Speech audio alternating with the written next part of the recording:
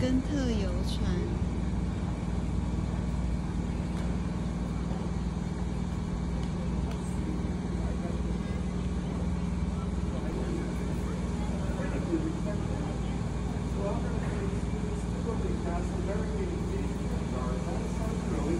他们的设计都是中间坐1排至2排，然后其他人坐侧面。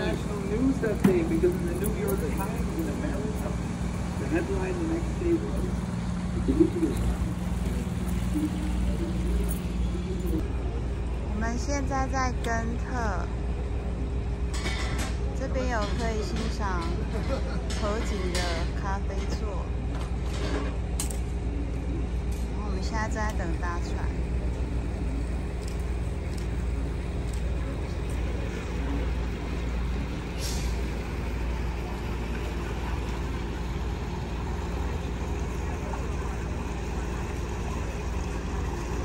这种都是电动船。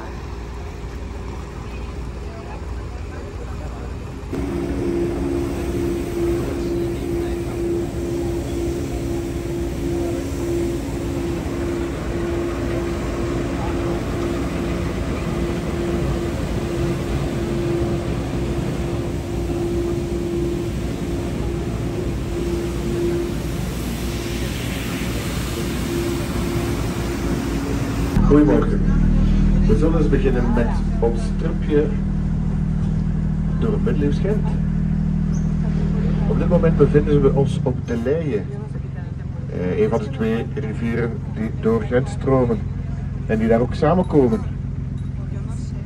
Dat is trouwens waar dat de naam Gent vandaan komt, dat wil zeggen samenvloeiing. In het Keltisch, juist aan die samenvloeiing, is waar dat het de eerste settlement was van onze stad. Nous nous encontrons sur la rivière la Lys, une des 2 rivières qui passe Gand. L'autre rivière c'est l'Escaut. So we find ourselves on the river Lys, one of the 2 rivers of Ghent. The other river is the Scheldt. Ghent was founded where those 2 rivers come together. Going to the grain harbor, in use since the 11th century.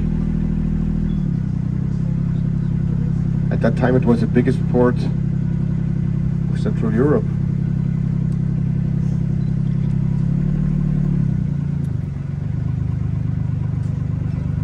Because of this port, Ghent became very, very rich, and that's because of the taxes. Ghent had the privilege of staple right, which means that 25% of all the grain passing through this harbor was confiscated. It was then stocked in that grey building from the 15th century, and afterwards sold to the local bakers and brewers, of course. Dus ja, dit is de graanhaven van Gent al sinds de 11e eeuw. Gent is heel rijk geworden door de eeuw. Het spijker. Je ziet dat de gevel een beetje naar voren neigt. Dat is omdat ze eigenlijk met koorden die tonnen vol met koren naar boven trokken, en zodat die tonnen niet tegen de gevel zouden slepen. Tour plus grande de Gand, et même plus grande de Flandre. L'église a été construite entre le 15e et le 17e siècle. Jusqu'il n'y avait plus d'argent. Donc la tour est restée sans terminer.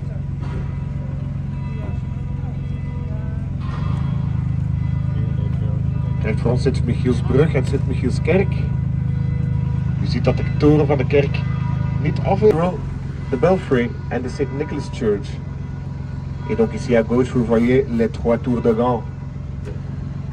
C'est la vue plus typique de Gand, hein? Avec la cathédrale de Saint-Bavon, le beffroi avec son dragon doré qui nous protège, et l'église de Saint-Nicolas. And we had lots of trouble with the Spanish.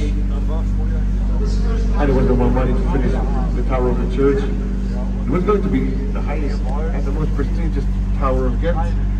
But, yeah. Money, troubles.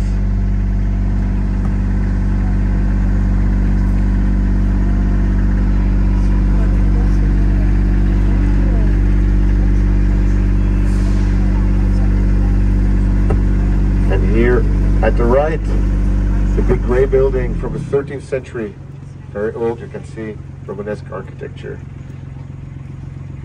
Used to be a house of God, some kind of primitive way to call a hospital for the less fortunate, the poor and the sick.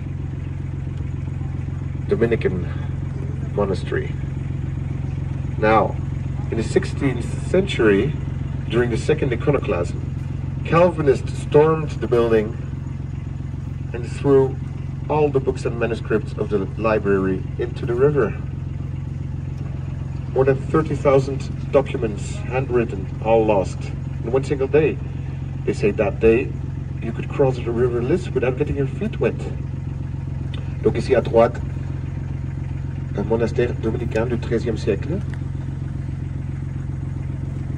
Pendant le second iconoclasme, les calvinistes ont pris de standen hadden wel nog een eindje mee te pellen met die Dominicanen. Die hebben dus tijdens de beeldenstorm binnengedrongen, alle standbeelden vernield, de hele bibliotheek, 30.000, was een van de belangrijkste bibliotheken ter wereld op dit moment, allemaal in het water gesmeten. En recht voor ons nog eens de Sint-Michielsbrug, daar binnen ziet u ook een standbeeldje van de aartsengel Sint-Michiel die de draakdood doet. En het postgebouw daarachter. U ziet are guild houses. Now a guild is some kind of club of people with the same profession to protect their rights and privileges. Mostly you can recognize what guild or what profession the house is from because of the symbolism you can see on the facades. For example, the first one here on the right. Maybe move on a bit so you can see it. Vrije schippers. En daar recht tegenover met de grote boot van de grote windhoos van bovendien een boot is, van de onvrije schippers. Nog een leuk weetje, daar het gebouw, de Marriott. Dat was vroeger een taverne in de 16e eeuw. Maar in de 17e eeuw kon je er ook nog van andere dingen genieten. En dat zijn dus het symbolisme van de twee zwanen. Normaal twee zwanen die naar elkaar zwemmen. In middeleeuws symbolisme wil zeggen liefde of eeuwigdurende liefde. Nu deze zwanen zwemmen van elkaar weg. But these are floating away from each other. Not eternal love, temporary love. It was a brothel in the 17th century. Donc là, vous voyez les deux signes. Ils ne se regardent pas. Hein. Ça veut dire dans le symbolisme médiéval que c'était un lieu. Neptune there, on the main entrance of this building, on the other side. And on the right hand side here, the meat hall from the 15th century. At that time, only in this place, meat could be slaughtered and sold to control quality and of course prices. Donc la grande dalle de viande, ici à droite, du 15e siècle. En die hadden wel het gemak dat die de boten direct konden uitladen in hun kelders. Tonnen wijn en tonnen bier. Hier kan je altijd bier komen drinken. En daar aan de linkerkant op de witte gevel ziet u het broertje van Mannekepis van Brussel. Mannekepis van Gent. In de middeleeuwen hadden eigenlijk alle Vlaamse steden beeldjes van Mannekepis, want dat was eigenlijk de mascotte van de leerlooiers. Om leer te looien heb je ammoniak nodig en ammoniak zit in de urine.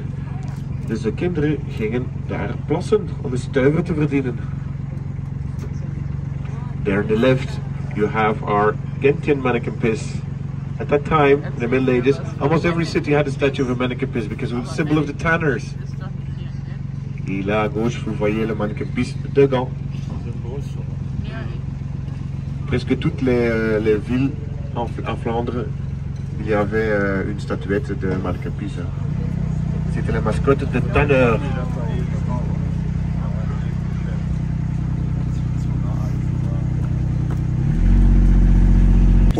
Begon de functie te bestaan van urineproevers. Mensen die moesten proeven of de urine van goede kwaliteit was. Was natuurlijk geen leuk beroep. En die zijn eigenlijk allemaal naar Nederland verhuisd om Heineken te gaan brouwen.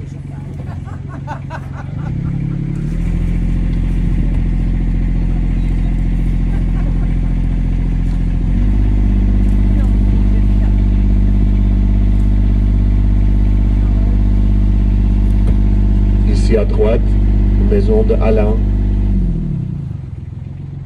un orphelinage du XVIe siècle.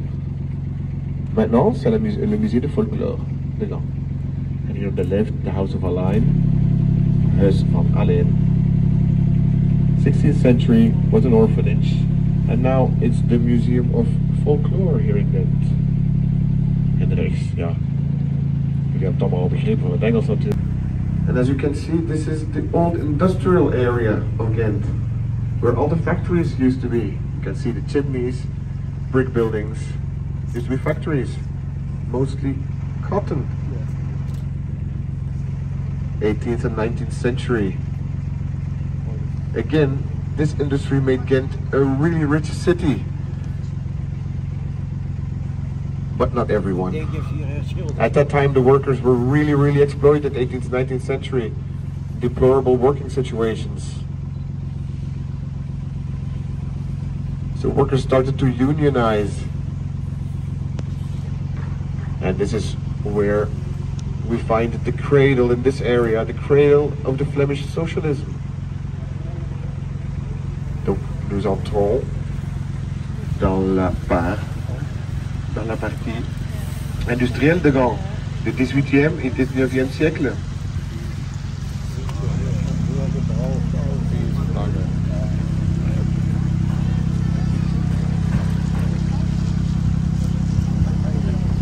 En dus hier ook de eerste industriële wijk van Gent. Al die bakstenen gebouwen waren allemaal fabrieken. Meestal katoenspinnerijen om lakens te maken. Mensen leefden natuurlijk in erbarmelijke omstandigheden. Dagen van 14 uur kinderarbeid. Terwijl de katoenbaronnen stinkend rijk werden. Het is dan ook niet te verwonderen dat het dan ook hier was. In deze wijk zouden we dan in de Schelde uitkomen. Maar langs daar kunnen we niet varen. Er is namelijk een sluis.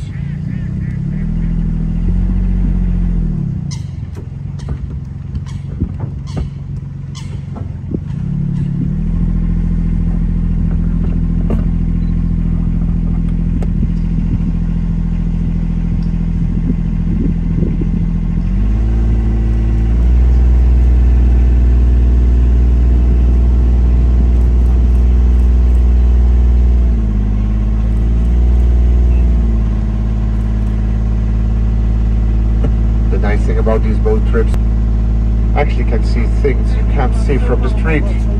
These are quite exclusive views, only to be seen from the water.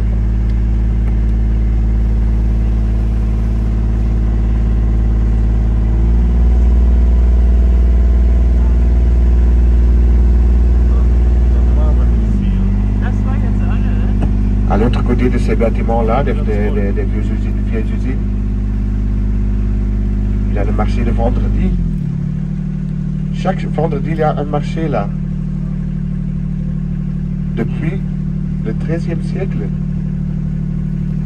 Et vraiment, c'est tous les vendredis. Hein. Même dans les guerres, la guerre mondiale et tout ça. Tous les vendredis. Depuis. De vrijdagsmarkt kan u vinden aan de andere kant van deze fabrieken. Daar wordt elke vrijdagmarkt gehouden, sinds de 13e eeuw. Nooit overgestaan. Zelf niet tijdens de Wereldoorlog.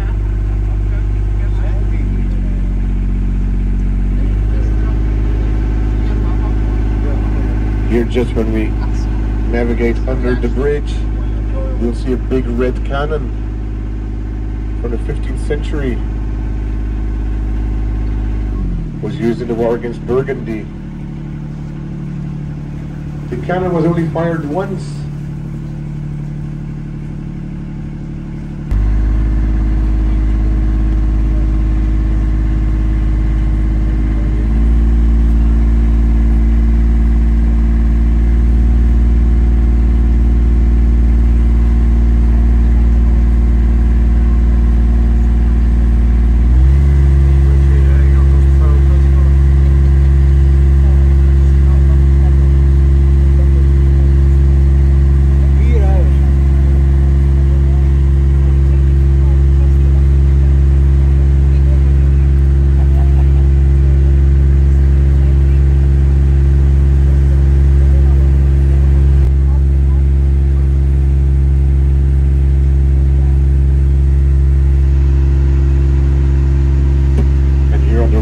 We will enter in the Canal de Lieve, which means something like the deer or the darling. This canal was hand dug in the 13th century and made a direct connection to the seaport of Bruges, which was extremely good for business because Ghent had a direct connection with England, where they would buy especially wool. 这个桥走过去，对面就是我们的饭店。A été creusé à main, au XIIIe siècle. 这是我们饭店外 C'est la 面。 première connexion entre Gand et Bruges. Mais comme Bruges avait un port maritime, ce canal-ci connectait Gand avec la mer du Nord. Et ça, c'était très bon pour le business.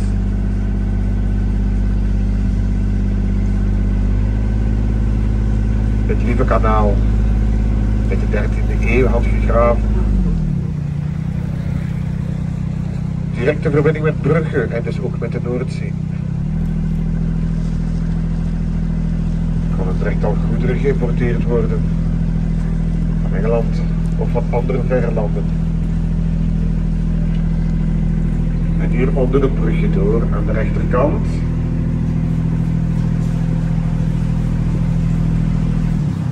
stoer gravensteen. 1180 door Philips van Elzas. Nadat hij terugkwam van de kruistochten. Met een zakje vol met geld. Dit was dus de residentie van de graven van Vlaanderen. In de verschillende eeuwen. Achteraf is het ook nog gebruikt als gevangenis, als gerechtsgebouw, zelfs als fabriek. De industriële revolutie.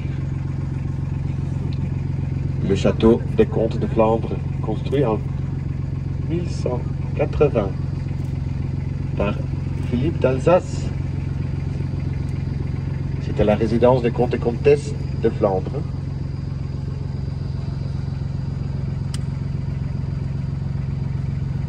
Our castle, built in 1180 by Philip of Elzas.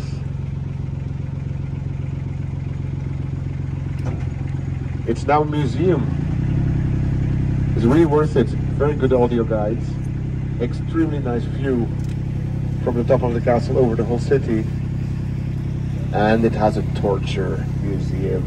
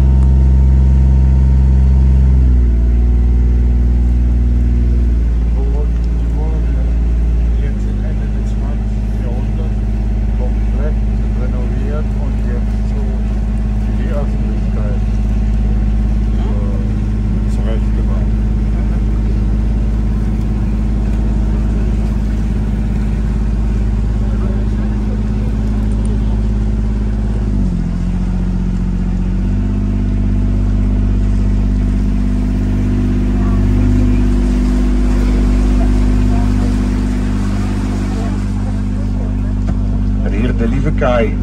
Het was ook een van de havens van Gent in de tijd. Het water was breder toen. De Kaai liep ongeveer waar die façades daar zijn. Er was dan ook een zwaaikom. Grotere schepen konden hier draaien om terug te varen. En ook de onvrijschippers, die mochten Gent niet binnen. Die moesten hier lossen en terug vertrekken. This used to be the second port of Ghent, specialized in wine and fish. It used to be wider here. It was used as a place for the bigger ships to turn around. You see, here was, and where Charles V was born in 1500. Nothing is left of the palace. Everything has been torn down in the Industrial Revolution to make place for factories and stockhouses. The big palace is de hoofdingang. Dat zie je te links zien, twee kleine torentjes en een poort van zandsteen.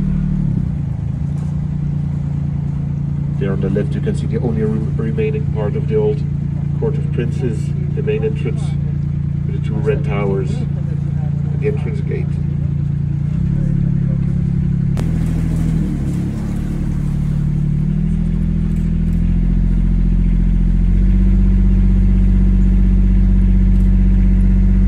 Juste en face, le Rabot.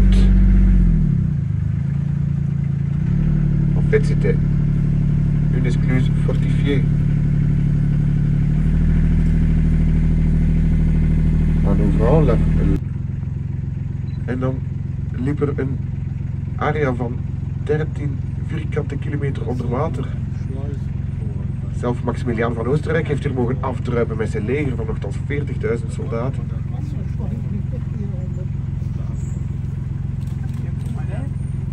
And this is the Rabot.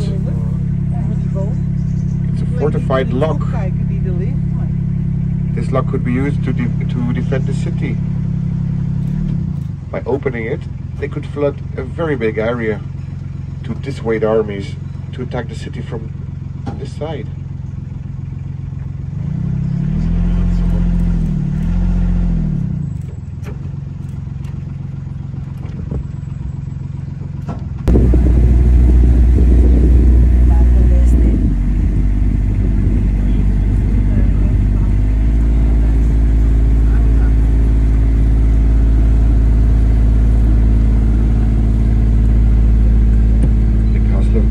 Definitely worth a visit. Has really nice views from the top.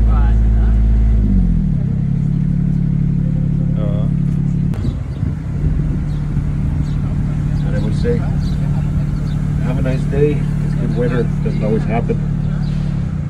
Mesdames, Messieurs, nous...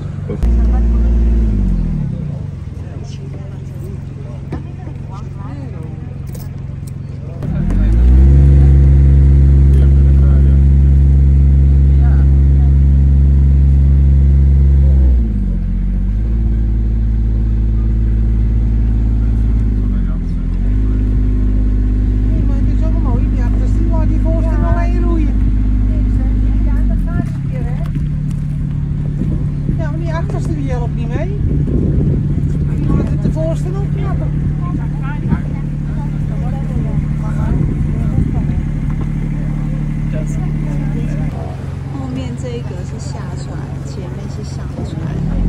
如果想要选自己想要的位置，就早一点到前面那一格排队，比较有机会坐到自己要的位置。